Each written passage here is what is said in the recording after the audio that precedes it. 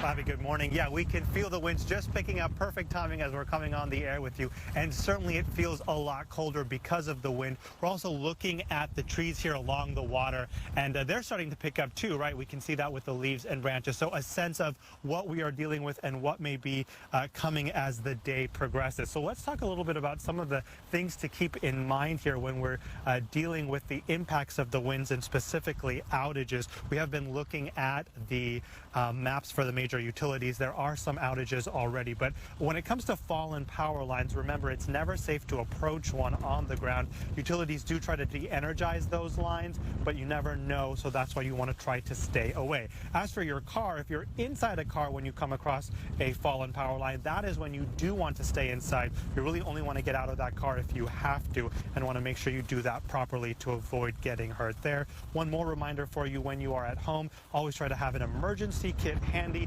and think about unplugging any sensitive electronic equipment like a computer. That's always one thing to consider. And of course, when we talk about electronics, nothing more important than our phones these days. So now is the time to make sure that it is fully charged, as well as any other electronics you might have, and then also consider having those power banks ready in case that storm comes and you deal with an outage. Live in Mukilteo, Shawn Chitnis, Fox 13 News.